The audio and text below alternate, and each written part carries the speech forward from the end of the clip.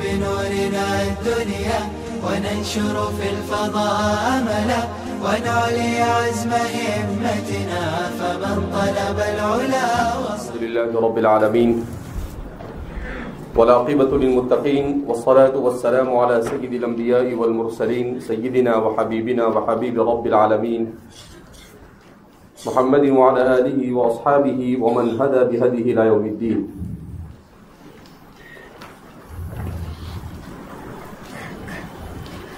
والاسم إن أريد به اللفظ فغير المسمى لأنه يتألف من أصوات متقطعة غير قارة ويختلف باختلاف الأمم والأمصار ويتعدد تارة ويتحد أخرى. تو اسم اور مسمى کی دقیق بحث کو مصنف یہاں پر بیان کر رہے ہیں کہ اسم اور مسمى کے سلسلے میں اشاعرہ اور معتزلہ کے درمیان شدید اختلاف پایا جاتا ہے. اس سلسلے میں جیسا کہ گزشتہ کل بھی بیان کیا گیا کہ اشاعرہ اور معتزلہ اس سلسلے میں یہ اختلاف رکھتے ہیں کہ اشاعرہ کا کہنا ہے کہ اسم یہ غیر مسمى ہے،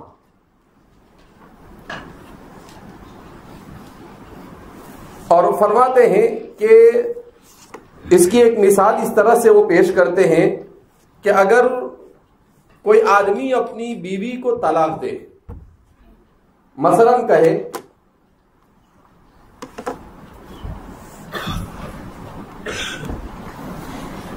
طلقت زینب، میں نے زینب کو طلاق دیا، تو اب سوال پیدا ہوتا ہے کہ طلاق کس پر واقع ہوگی؟ اس میں زینب پر واقع ہوگی یا ذات زینب پر واقع ہوگی؟ کس پر واقع ہوگی؟ تو اس سے یہ معلوم ہوتا ہے کہ ذات اور اسم دونوں ایک، ذات اور اسم دونوں کیا ہے؟ ارے بالکل آسان مثال ہے نا، سمجھ میں آتی ہے کہ بھئی یوں کہا کہ طلق زید زوجتہ، زید نے اپنی بیوی کو طلاق دیا، تو کیا کسی کا ذہن مبادرت کرتا ہے اس جانب کہ زید نے اپنی بیوی کے نام کو طلاق دیا؟ نہیں، سب کیا کہیں گے؟ ذات کو کیا کیا؟ اس نے طلاق دیا. تو معتزلہ کا یہ انتہائی مضبوط مستدل ہے. تو معتزلہ کہتے ہیں اس کا مطلب کیا ہوا کہ اسم اور ذات مسمى دونوں ایک ہے. اسم اور ذات مسمى دونوں کیا ہے؟ ایک ہے. دونوں میں مغایرت نہیں ہے، دونوں الگ الگ نہیں ہے، جیسا کہ اس مثال سے کیا ہو رہا ہے؟ واضح ہو رہا ہے. دوسری طرف اشاعرہ کا کہنا یہ ہے کہ نہیں، اسم اور ذات مسمى یہ دونوں الگ الگ ہے، دونوں میں مغایرت، دونوں میں کیا ہے؟ مغایرت. وہ کیسے؟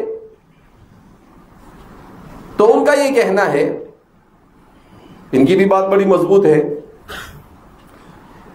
کہ اگر کوئی آدمی یہ کہے الماء حار، پانی گرم ہے، تو کیا حار بولنے سے زبان میں حرارت محسوس ہوتی ہے؟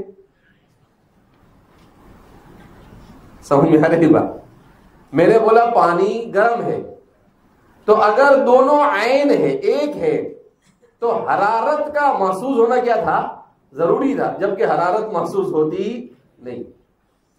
میں کہوں الماء بارد، تو پانی تو ہے ٹھنڈا، مگر کیا برودت کا احساس مجھے ہوگا؟ نہیں ہوگا. تو اس سے معلوم ہوا کہ اسم اور ذات مسمى دونوں الگ الگ ہیں. اس کو کہتے ہیں نہلے پہ دہلا، اس کو کہتے ہیں نہلے پہ دونوں اتنا مضبوط مستدل لائے اپنا کہ آدمی کے لیے کیا بات تو ان کی بھی صحیح اور ان کی بھی صحیح ہے، لیکن اپنا کیا. تو اس وجہ سے اشاعرہ کا کہنا یہ ہے کہ بھائی نہیں، ہم تو یہ مانتے ہیں کہ اسم الگ چیز ہے اور مسمى الگ ہے، مغایرت ہے دونوں میں. اگر دونوں میں مغایرت نہ ہوتی، عینیت ہوتی، تو جس صفت کو جب بولا جاتا وہ صفت اسی وقت اس کو بولنے اور متکلم اور کاتب کو اس کو احساس ہو جانا چاہیے تھا، جبکہ ہوتا نہیں. ارض واقع میں ایسا ہوتا نہیں. مصنف کہتے ہیں کہ مسئلہ اتنا پیچیدہ کرنے کی ضرورت نہیں. ہوتا یہ ہے کہ کہیں پر دونوں میں مغایرت ہے اور کہیں پر دونوں میں عینی ہے. اس قاعدے کو قاعدے کلیہ تسلیم نہیں کر سکتے، اس قاعدے کو قاعدے کلیہ تسلیم نہیں کر سکتے. جیسا کہ گزشتہ کل مثال دی گئی تھی کہ ایک تو آدمی کہے کتب خالد، خالد نے لکھا، اور دوسرا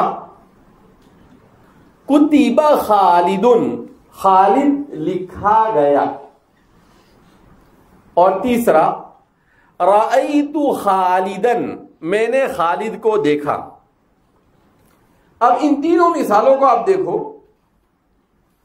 تو پہلی مثال کتب خالد، خالد نے لکھا، کیا مطلب؟ ذات خالد نے لکھا، اسم خالد نے نہیں لکھا. لکھنے والا اسم خالد نہیں ہے بلکہ کون ہے؟ مطلب کیا ہوا کہ بولا گیا اسم اور مراد لیا گیا مسمى، مراد لیا گیا مسمى. تو اس سے کیا معلوم ہو رہا ہے کہ ہے دونوں الگ الگ، ہے دونوں کیا الگ الگ. اس لیے کہ جب یہ کہا کہ خالد نے لکھا تو اس میں خالد نے لکھا مراد نہیں بلکہ کاتب اور لکھنے والا یہ کون ہے؟ ذات خالد ہے، اس میں خالد نہیں ہے. کون ہے؟ ذات خالد. اور جب یوں کہے کتب خالد، خالد لکھا گیا، تو یہاں پر کیا مراد ہوتا ہے؟ اس میں خالد مراد ہوتا ہے، ذات خالد اور مسمى مراد ہوتا خالد لکھا گیا، یعنی خالد کا نام لکھا گیا. خالد لکھا کیوں؟ اس لیے کہ خالد کی ذات کو کیسے لکھے گا؟ ارے بھائی خالد کی اس کے ہڈی وڈی توڑ موڑ کے اس کو لکھے گا تو لا محالہ کیا مراد ہوگا؟ اسم مراد ہوگا. تو دیکھو ایک جگہ پر آپ نے دیکھا کہ خالد کا نام بول کر اس کی ذات مراد دی گئی، اور دوسری جگہ پر خالد بول کر، خالد کا نام بول کر خالد کا نام مراد دیا گیا. تو اوپر ہو گئی غیریت اور نیچے ہو گئی عینیت. اوپر ہو گئی غیریت یعنی دونوں الگ الگ ہو گئے کہ بولا گیا نام اور مراد لیا گیا ذات کو، اور نیچے دونوں ایک ہو گئے کہ بولا گیا نام اور مراد بھی لیا گیا نام. تو عینیت ہوئی نا. ارے بھائی کتب خالد، خالد لکھا گیا، کیا مطلب؟ خالد کا نام لکھا گیا. تو لکھا گیا بولا بھی گیا وہ اور لکھا بھی گیا نام، تو عینیت ہوئی نا، دونوں ایک ہوئے. یہاں تک تو مسئلہ ہے کہ آپ یہ مان لے رہے کہ بھائی ٹھیک ہے، کبھی یعنی اسم بول کر مسمى مراد لیا جاتا ہے اور کبھی اسم بول کر اسم مراد لیا جاتا ہے. یعنی کبھی اسم بول کر ذات مسمى مراد ہوتی ہے اور کبھی اسم بول کر اسم ہی مراد ہوتا ہے، ذات مسمى مراد ہوتی نہیں. اور آئی تو خالد میں آ کر مسئلہ اٹک جاتا ہے. کہاں پر آ کر اٹک جاتا ہے کہ رأیت خالد میں اس جیسی مثال کے سلسلے میں کیا ہوگا کہ میں نے خالد کو دیکھا، تو مبادرت ذہنی تو یہ کہے گی کہ میں نے ذات خالد کو دیکھا۔ کس کو دیکھا؟ ذات خالد کو دیکھا۔ لیکن کوئی منچرا یہ بھی کہہ سکتا ہے یعنی خالد کا نام لکھا ہوا تھا وہ دیکھا۔ تو اب فرما رہے ہیں کہ اس صورت میں کیا ہوگا، اس صورت میں کیا ہوگا؟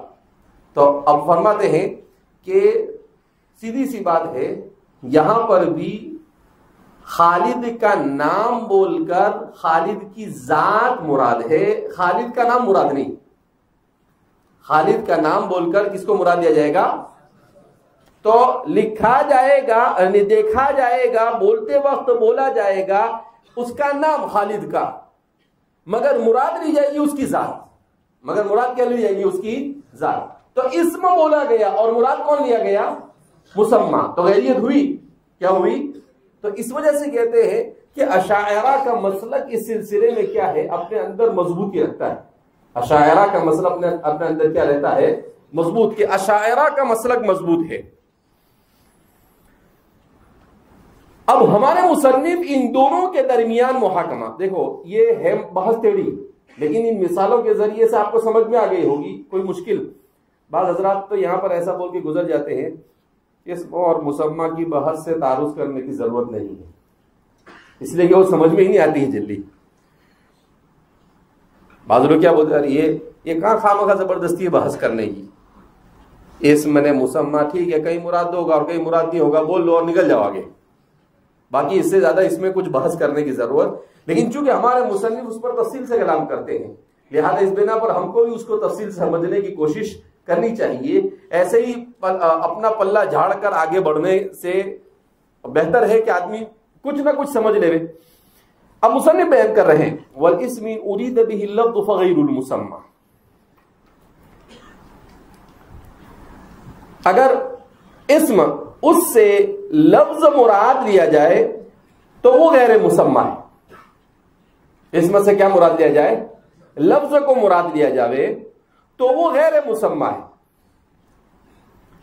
کہا کیوں غیر مسمى ہے؟ لِأَنَّهُ يَتَأَلَّفُ مِنْ أَصْوَاتٍ مُتَقَطَّعَةٍ غَيْرِ قَارَّةٍ، اس لیے کہ اسم یہ مألوف ہوتا ہے، یعنی بنتا ہے، وجود میں آتا ہے، مرکب ہوتا ہے متفرق اور مختلف آواز سے جو ایک دوسرے سے ملی ہوئی نہ ہو۔ وَيَخْتَلِفُ بِاخْتِلَافِ الْأُمَمِ وَالْأَمْصَارِ۔ اچھا کیا مطلب؟ کہ دیکھو اسم ہے اور مسمى ہے، دو الگ الگ چیزیں۔ اسم جو ہے وہ کس سے بنتا ہے؟ جیسے خالدن کس سے بنا؟ خا الف لام اور دال۔ زیدن کس سے بنا؟ تو فرما رہے یتألف من اصوات متقطعۃ غیر قارۃ۔ زا کا مخرج کیا ہے؟ یا کا مخرج کیا ہے؟ دال کا مخرج کیا ہے؟ دو سب کے مخارج الگ، سب کی صفات الگ، مگر ان سب کو جوڑ دیا جاتا ہے تو ان تین حرفوں کو جوڑنے سے کلمہ اسم وجود میں آیا۔ کیا وجود میں آیا؟ کلمہ اسم وجود میں آیا۔ تو فرماتے ہیں کہ اگر یہ دیکھا جائے کہ اسم بول کر اسم مراد لو، ان ارید به اللفظ، لفظ مراد لو، فغیر المسمى، تو وہ تو مسمى کے علاوہ الگ ہی ذات ہے۔ کیا مطلب؟ کہ زید کی ذات ہی الگ چیز ہے اور اس کا نام تین حرفوں سے مرکب ہے، ہی الگ چیز ہے۔ دونوں الگ الگ چیزیں ہوئی، دونوں ایک تو ہے نہیں۔ ارے بات سمجھ میں آ رہی ہے؟ کیا مطلب؟ کہ کبھی ایسا آپ نہیں بولیں گے کہ زید کی ذات سے مراد اس کے سر سے لے کر پیٹ کا حصہ، اس کے دال سے مراد پیٹ سے لے کر ران تک کا حصہ، اور اس کی دال سے مراد اس کے ران سے لے کر اس کے تلوے تک کا حصہ، ایسا کچھ مراد دیں گے؟ نہیں، یہ حروف سے بنا ہے اور حضرت کی ذات گوشت پوش سے بنی ہے، تو دونوں الگ الگ ہے۔ مسمى اور اسم یہ دونوں کیا ہے؟ الگ۔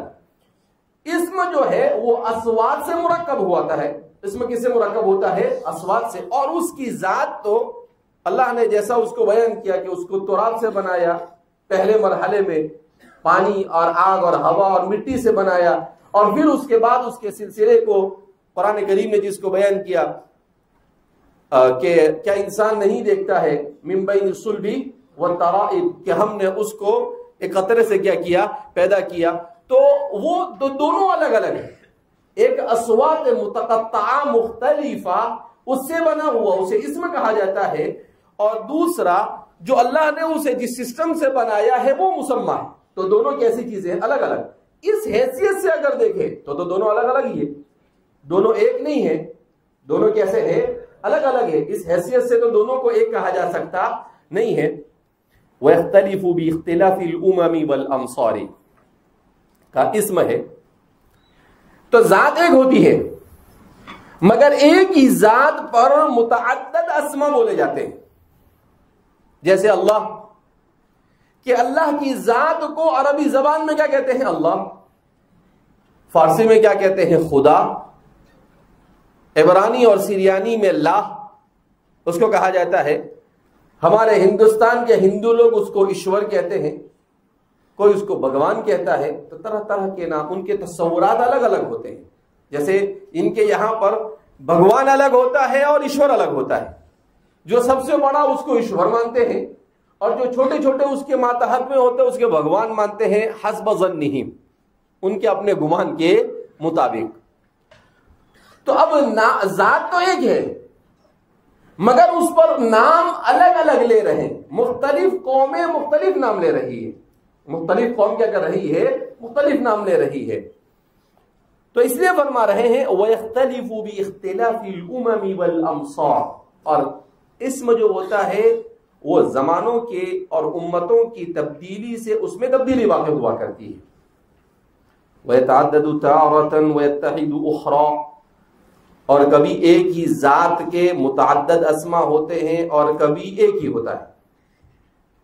کبھی ایک کے اوپر ایک ہی نام بولا جاتا ہے اور کبھی ایک کے لیے بہت سارے نام بولے جاتے ہیں.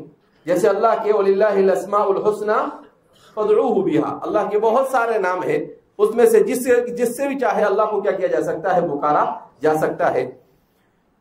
وَالْمُسَمَّى لَا يَكُونُ كَذَلِكَ. مگر مسمى ایسا نہیں ہوتا ہے. مسمى ایسا ہوتا کہ ذات جو ہے، مسمى جو ہے وہ تو ایک ہی ہوگی. زمانہ بدلے، حالات بدلے، کچھ بھی بدلے، لیکن زید زید ہی رہے گا. زید یہ ایسا نہیں کہ عقل کنواں میں ہے تو زید ہے، عملی باری میں چلا گیا تو بکر بن گیا، اس سے آگے گیا تو وہ خالد بن گیا، وہ سعودی چلا گیا تو کیا بن گیا؟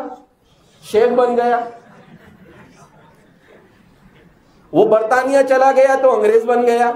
نہیں، وہ کہیں بھی جاوے.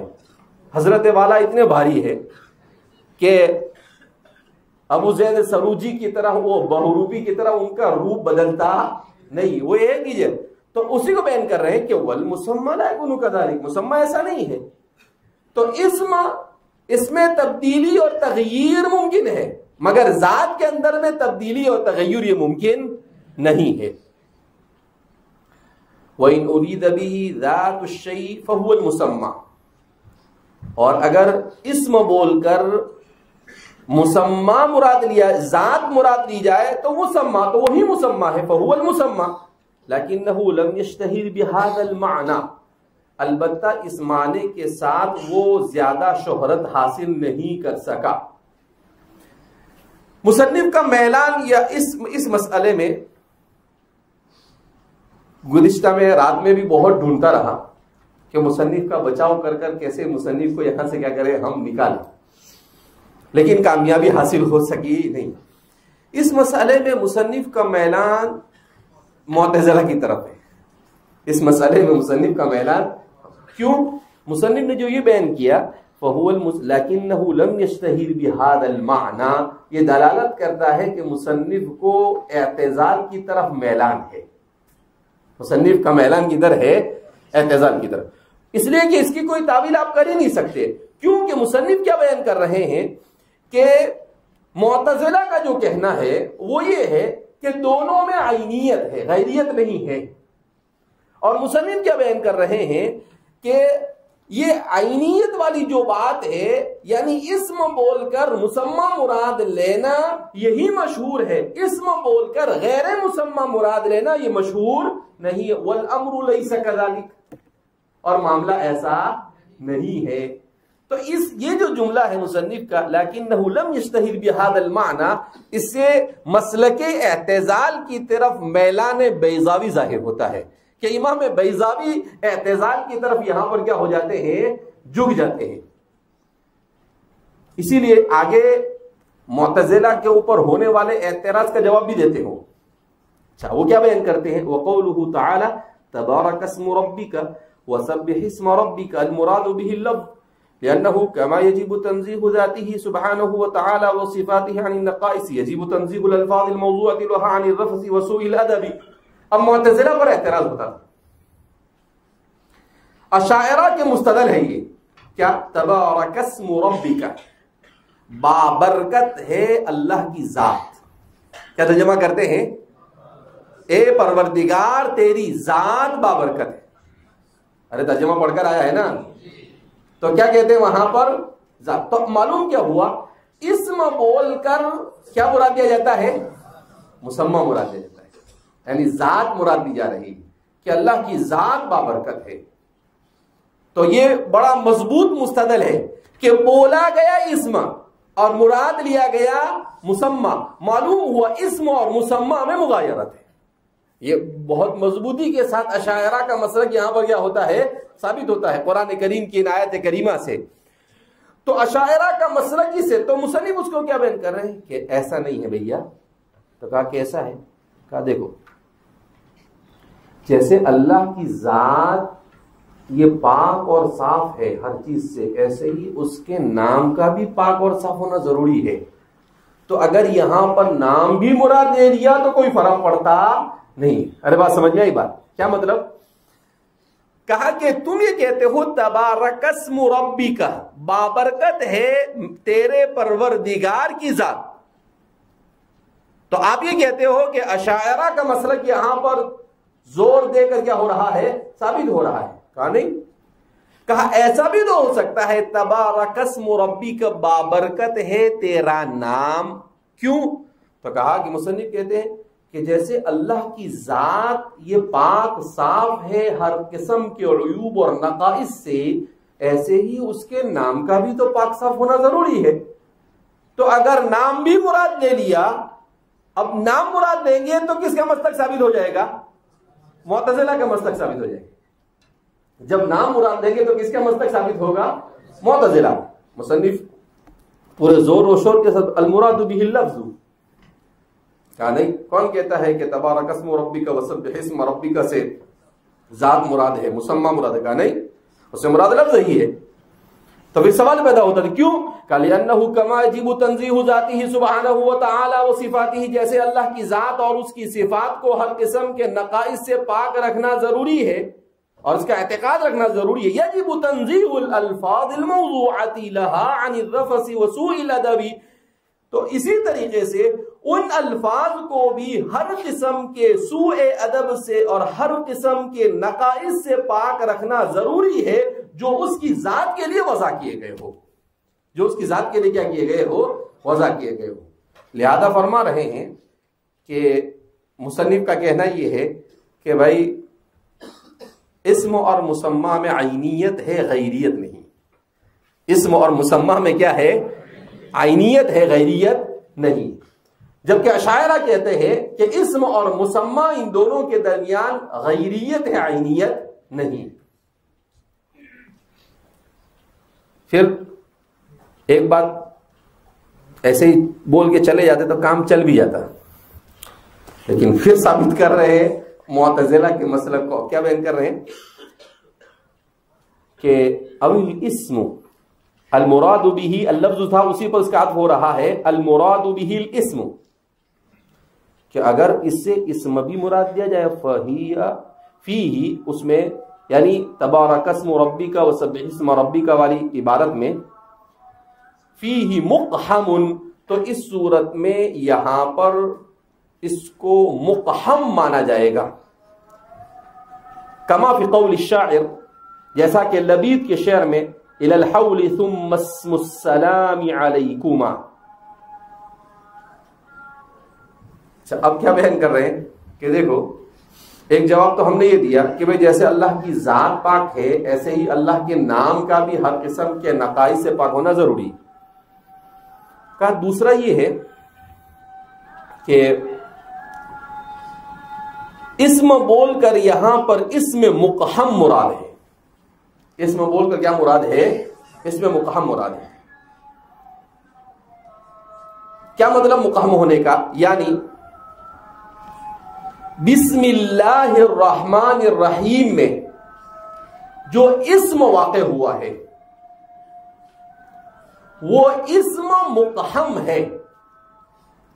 اب آپ کہیں کہ مقحم کیا؟ بیضاوی ہے.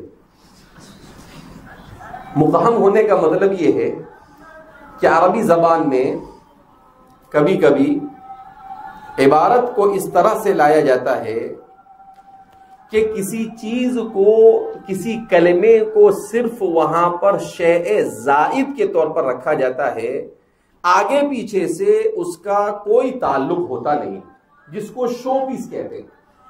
اس کو ہماری زبان میں کیا کہتے ہیں؟ شو. تو جہاں پر کسی کلمے کو شو کے لیے لا کر رکھ دیا جائے تو اسے عربی زبان میں الاسم المقحم کہتے ہیں. کہا وہ کیسے؟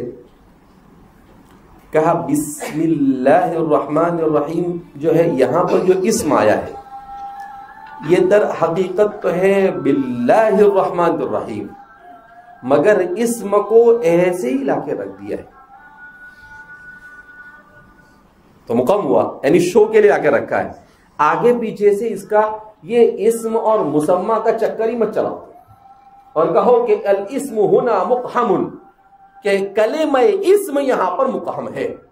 کلمہ اسم یہاں پر کیا ہے؟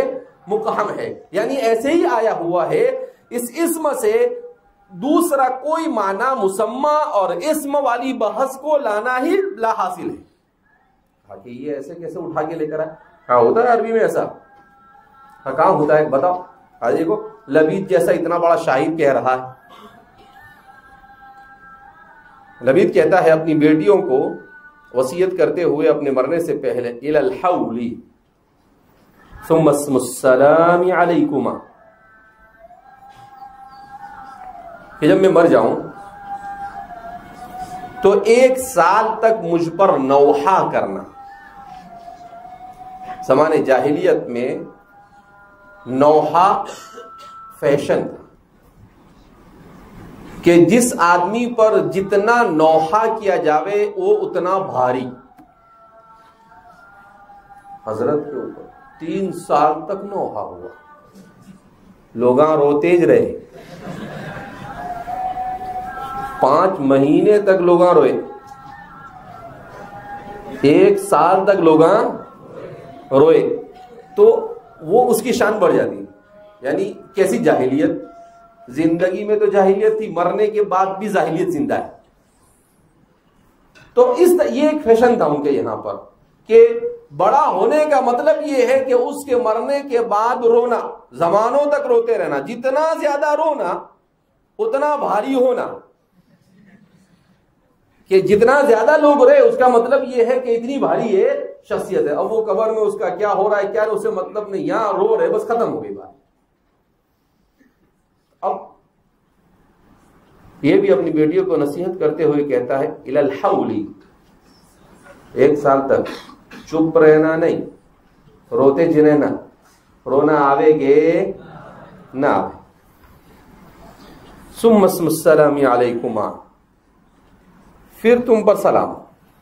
کہا اسم یہاں پر مقحم ہے، یعنی ثم السلام علیکما، مگر وزن شعری کے لیے اسم کو بطور مقحم کے لا کر رکھ دیا گیا. کہا بالکل ایسے ہی بسم اللہ الرحمن الرحیم میں اسم کو لا کر رکھ دیا. تو مغایرت اور عینیت والی بحث ہی باقی رہے نہیں. کیوں؟ بولے اسم یہاں پر مقحم ہے. اللہ کچھ سمجھتا ہے کہ نہیں؟ عجیب و قریب ہے. ایسے کل روزہ تھا تو روزہ نہیں ہے نا، ہاں تب آگے کھایا ہوگا. الی الحول ثم اسم السلام علیکما. تو اب فرما رہے ہیں کہ اگر اسم کو یہاں پر مقہم ٹھہرا دیا جاوے تو یہ بحث ہی ختم ہو جاتی ہے. اس سے بھی معلوم ہوتا ہے کہ مصنف ثابت کرنا چاہ رہے ہیں کس کے مسلک کو؟ معتزلہ کے. کیونکہ مصنف نے اصل میں استفادہ کیا ہے امام زمخشری سے.